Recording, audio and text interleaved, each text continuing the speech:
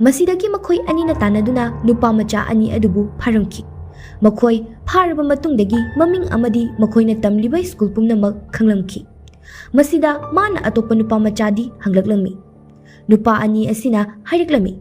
Numituda lakiba adudi aikhoi ahum khaktani. Adubu sanyungnadi makhoi marini nupa amagi makutta 4237 thaduna leiba aina ukhi hairami. Madu tabada nupa anidu aduki matik yamni kijaramki. Aduga yam thuna mafam asidagi chenkirami. Professor na sanyungda haireklami. Makhoi asisu fatraba evil spirit amana sinaduna leiri. Professor asina makhoi sing asi ma yengsilage haiduna sanyungbu yum hankinaba haireklami. Matang asida sanyungna professor da wahang khara hanglangki. Karigumba evil spirit aduna aigi manang maktada tholakpa tarabadi ma kari tawgani. Masida professor na hairei. Matam aduda nang thong adudagi lapna leyu. Haibadi thong adugi wangma adu dunia amamamni. Kanagumba amana thong thilaklabasu hangdoktringai thong thilakliba misak adubu hana fazana khangdou asi hairami. Masigi matung sanyungna yum handabi nupasing adugi address khangdoklami. Professor asinasu detective tagi khanglangki. Nupa macha makhoi ahumna makhoi classmate nupa macha amabu bully tawiki. Haujikti nupa ama adusu sikre haiba khangami. Photo aduda yengba matamda nupa adugi makutta 4237 iraga leiba adusu uramki. Professor na victim adugi yumda laglami. Adubu yum aduda kanasu leiramde. Yum asigi thong asisu pintawduna hangdoba thongni. Mana ngaihak khantaraba matung ngasagi number 4237 adu iraga yenglamki. Thong adu hek hangdokpaga angang macha kapagi khonja taraklami. Asomdana sanyu nupa sing adugi yum thirakpa matamda nupa ama chenthoroktuna sanyungi manakta yamna kina chensilaklami. Mabu kanbiyu hainasu hairamki. Tauriba asida sanyungdi yan taramde. Nupa aduna haireklami. Nangna uriba nupa number iba adudi sikre haireklami. Masigi matung sanyung amadi nupa asina punna nupa asigi rumda laglami. Masida nupa asina hairei. Sikraba nupa adugi number dagi mongonda call hanjin lai. Aduga angang nupi macha amasu kapaki khonjel tai. Tanja asida thong ama hangdoraglami. Madu ubada professor na haikiba wa aduning singlaklami. Mana yamna thuna nakalda leiriba mingsel aduda yengluba matamda nupa ama ina pungtai tairaga thongjin mapanda leptuna leiba adu urami. Asomdana professor na ka manungda changge hek tawbaga yum adugi yumbu laglami. Mani yenglakpa matamda mapa adudasu sikriba nupa macha adugi photo da taba mami adumak mapa asidasu taba professor na urami. Professor bu ka aduda changhalamde. Aduga nang mafam asi thadokuna khudak asida chatrabadi police kawani haireklami. Asomdana sanyungna tawriba matau aduda kizabana maga leiminariba nupa adugi makhut samduna ka adudagi chenthoroklami. Hairiba masa mathanta society tawduna sikhiba nupa asigi maming yuno korami. Sanyungna nupa aduda yuno asi nakhoina hatlibra haina hanglamki. Maduda nupa aduna makhoidi karisu lanjade haireklami. Makhoina mabu phuba phawba phukide aduga atopa kangbunadi mabu buli tawbiki. Makhoinadi mabu nongma phatraba miyoising adudagi phawba kanbiki. Masidagi haukiba matamgi wari khara liba horaklami. Makhoina nongma school asigi khwai mathakta leiringai matam yuno adusu laktuna makhoida magi machanupi bu kanbiyu haireklami. Aduga ma sikraba tungda magi manakta laktuna makhoigi imungda thoiba thaudoksing adu mangonda haibira u hairamlaga building adudagi chongthakirami. Sikraba yuno number dagi mangolda call adumak tawrakhi haina hairami. Aduna maram oi makhoina yum adugi maramda kharat oirabasu khangnaba magi yumda photo kapa chatpani. Sanyungi mamanabina leiriba room adu yuno hoina hana leiramba kani haireklami. Asomdana professor na detective adu call tawraga yuno gi manaw nupa natraga machanupi leibra hanglaklami. Detective na kanasu leite matomtani haireklami. Ngaihak leibaga sanyungi call laklami. Aduga yuno na hinglingai matamda magi machanupi amagi maramda wari adumagli haina haireklami. Hairiba wari asi tabadagi professor makhoi yamna thuna yuno dugi yumda amuk laklami. Somdana sanyung nupa aduga wari sanaduna leiringai nakalda leiriba mirror aduda yuno gi mami taduna leiriba adu uba matamda amuk mafam adudagi chelamlagmi. Asumna chelakpa matamda mingsel khudingi yengluba matamda Yunogi atama adumak urami. Uriba mami asina direction ama takpadongna taurami. Masidagi Sanyungna nupa adu mayum hankro hairaklami. Professor na Yunogi mayum adugi maninglomda yengba matamda thongnau macha ama urami. Thongnau macha aduda angang kapagi khonjel tarakpadagi torch thanduna yengluba matamda angang nupi macha ama kaptuna phamduna leiramki. Asumna yenglingai ikhang khangaudana Yunogi mamana thong hangdoraktuna kiningai oiraba mityengda yengduna leirami. Tanja aduda professor gi makokta karigumba potsak amana tharaklami. Asomdana police station dasu Yunogi mamanaba aduna Yunogi mapa adu uba matamda chenaba hotnaba matamda stair dagi ontharakuna thawai mangki. Somdana professor adusu makut makong pumnamag kisinduna angang nupi macha aduna leiba ka aduda thonglon sinduna thamlamki. Professor aduna ka aduda leiba ligligi bottle adu thugaiduna machin tuma machetuna makutta kiriba thori adu thadatlami. Aduga somdana Yunogi parents na thangnabada leiriba minasu loina khangnaraglagani angang nupi macha asi register su tawba natte aduna hatokhibana farani hairaklami. Makoina asumna hairibagi maramdi angang nupi macha asi kananasu lei haiba khangde. Miyoi amatanasu ude. Yuno khaktanani machanupigi maramda wari sakhiba. Angang asina sung kaptuna leirabadi makoina tawriba aronba pumnamak khanglaklagani khangbana angang nupi macha asi hatlasi hairibani. Professor na thongnau mapanda leiriba nung aduna thongnau macha adubu hangdoknaba tawringai makhol ama tarakpadagi Yunogi parents adu ka adoromda laklami. Professor na yamna thuna thongnau macha adu hangdoktuna angang nupi macha aduda ai Yuno na nangbu kanbina ba hairakpani mafam asida lakpani nang thongnau asidagi upai ama tawduna nanthokna chenkro hairaklami. Aduga professor adudi thong aduda kanna illakliba safu adu ngaktuna leirami.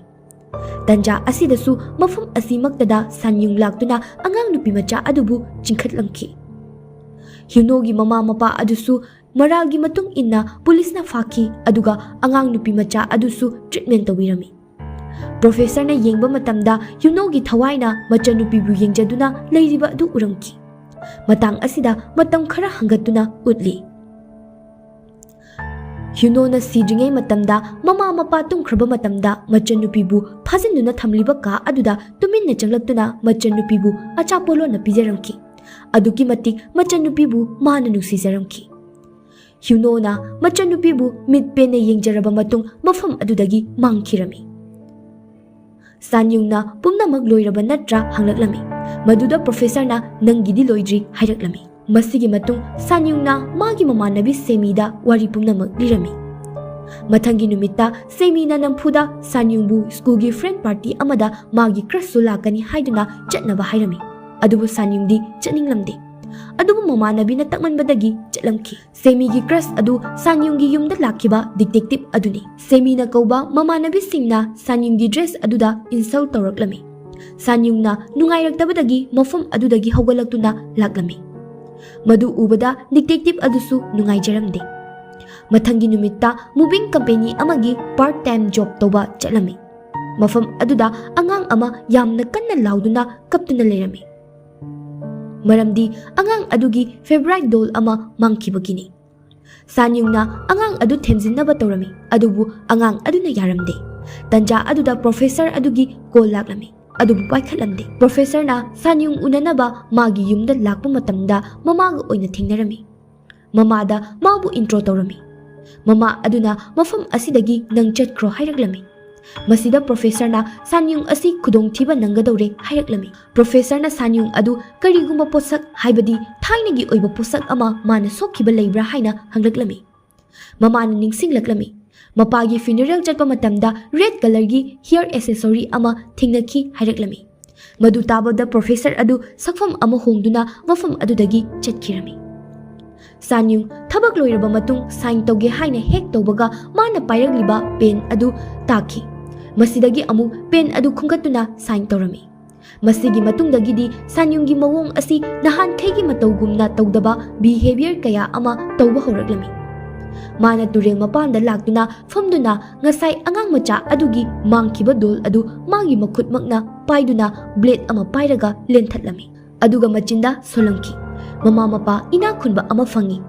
Magi aningba loina thungaba fauba mangonda manner ama fauba yaude hairaklami. Tauriba sing adu spirit aduna tawhanbani. Mana gyan tarakpa matamda mana mafam aduda matau kamdawna leiramlibano haibu fauba khanglamde. Aduga dol adusu mana pairaga leiramba aduda yamna kijaramki. Panthaba tawda mafam adudagi chelaklami. Mana chelakpagi lambida yamna chauraba mirror ama thingnarami. Mingsel aduda yengba matamda magi mamida tariba saktam adu ujaramki. Ngaihak leibaga mingsel adu mangki. Aduga maga sak chap manaba ama tholaktuna aigi ming guess taw hairaklami. Tauriba matau aduda sanyung aduki mati kijarami. Aduga amu mingsel yengba matamdagi magi mami adu amu uramdre. Ngaihaktang leibaga mana karigumba ama uraklami. Uriba adu magi mabokki mayumda chatpagi lambini. Asomdana mabok adu mapadna thanamba diary ama paraduna leirami. Professor adu lagduna mabokta red hairbell adugi maramda hanglami. Mabok nasu yenghalami. Sikraba professor aduna thanamba note ama yenge hek haibaga khumba nangdringai thongda bell khilakhi. Mabok adu thongsu hangdokpa chatkirami. Thong adu hangdokuba matamda sanyung oiduna leiramki. Adubu tasengbadi lakliba misak asi sanyung dinatte. Evil spirit aduni. Professor na spirit ama mapanda leiriba adu ubadagi yamna thuna tanarakpa matamda mabok adu ka amada thonglonjinduna leiki. Mana yamna thuna thong adu thugaiduna hangdokpa matamdadi mabok adu tenkraba matam asida thauri yanduna siduna leiramki. Aduga yamna ngaglibadi yum asida leiramba notes asisu maina changlamki. Tanja asida sanyungsu mafam asimaktada laglami. Ngaihaki matung mafam asimaktada police sing yoksilakhi. Makoina khalami asuk wangkraba asida matau karamna ahal asina thauri yanduna siribano haina jingnaramki. Masigi matung detective amadi professor thengnarami. Aduga ngasai mai chakpada notebook ama yaukhibani adu restore tawnaba detective aduda hairami. Professor asina spirit tugi maramda hairamki. Adubu detective nadi thabak asi butna tawba natte hairaklami. Makoina sanyungda chingnaba mityeng thanamki. Maramdi mabok sikrabadi lan thum paisa pumnamak sanyunggi loina oihorani adunani. Sanyungdi tho iba thodok aduda sok chatlami. Adubu professor na themjin biramki. Detective Munchuna magi partner da mabok sibada magi makhutasu mami tai hairaklami. Matam amada masigi case asiga chap manaba case mayam ama puthoraklami. Hairiba case sing asi society tawduna siba ngaktani. Adubu makhutta tariba dakfam asidi chap manana loina tai hairakhi. 1995 masina ahanba case ni. Hairiba case asi motel ama mai chagle haiduna kol lakhi. Makoina mafam adu yaurakpa matamdadi nupi ama thauri yanduna leiramki. Hairiba nupi adugi makhuttasu hairiba dakfam asima taramki. Nakanda angang nupa macha amasu taraga leirami. Nupa macha aduna mamana siriba adu society tawba natte kanagumba amasu lei hairaklami.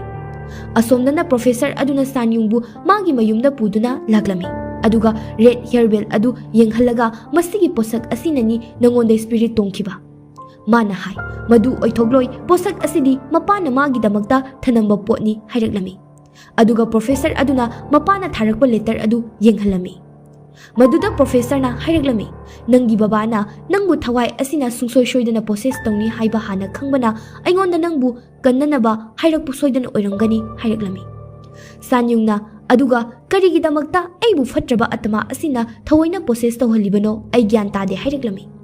Professor na hairiba red hairbell asi mana thirakpa kuirabani ben asi magi mama sibada yauba posak amani. Flashback 1995 ki sinda professor angang oiri. Aduga magi mapaga garden amada sanaduna leiramki. Makoina sanariba adu mamana yenglangki. Mamagi maithong asi nervous chatpadawna ui. Numit khara leibaga professor adugi mapa sikhirami. Funeral loiraba matung professor adubu puduna mafam amada laglami. Numidang wairam tarakpa matamni. Mana makeup tholakpa matamda magi mamana jungle amada karigumba ama tawduna leiba uramki. Adubu mamana tawriba adu gyan taramde. Kargi maning sita leiba box adu hangdoktuna yengluba matamda hairiba red hairbell adu yauraga leiramki. Mamana motel amada puraga amuk laklami. Nungdang mana makeup tholakpa matamda mama adu magi manakta leiramdabana mana tholakpa matamda kanagumba miyoi amana thong thilaklami. Mana lakpa matamdadi mamana thong adu hangdoktuna leiramki. Professor gi mamangmaktada mami adu tholaktuna nangna thong hangdorakle hairamlaga mamagi manak tamna changkhirami. Aduga mana gyan tarakpa matamda hospital amada leiramki. Mana hagolakpa matamda magi mabokta mama hangba matamda magi mama ado sikre hairaklami. Siriba adusu society ni hairaklami. Professor nadi magi mama na siriba adu society natte fana haijarabasu gananasu tabiramde. Professor na sanyungda hairami. Mama adu society toba natte kanagumba thawai amana namfuda tawhanbani. Mama na sikhiba spirit adugi matangda sanyunggi babana article mayam ama irakhi. Aduna mana spirit adubu phaningbana mana asumna posak asi collection tawduna thamkhibani hairaklami. Nangi babaga unanaba yamna kana hotnaki adubu unabadi fangkide. Hairiba hairbell asi matau karamna phangibano haiba khanglabadi spirit asigi maramda khara makhaidi khangba ngamgani. Matang asida sanyung ningsinglamki. Spirit na ubasing adu mangonda su ui haiba. Mabok na siba matamda notebook ama maina chakhiba sanyung na ui haiduna tamlami. Hairiba notebook aduda ayekpa lai adu sanyung na yeglaklami. Aduga hairiba drawing aduda jaga amagi mami tharami. Maming na jajingri kawi. Hairiba lam maming asi thiba matamda leiramkhide. Aduna thainagi oiba lairik singda lam maming asi thirami. Aduga kona thangdadi fanglami. Mathangi sinda 1958 ki sin urami. Hairiba mafam asi jajingri ni.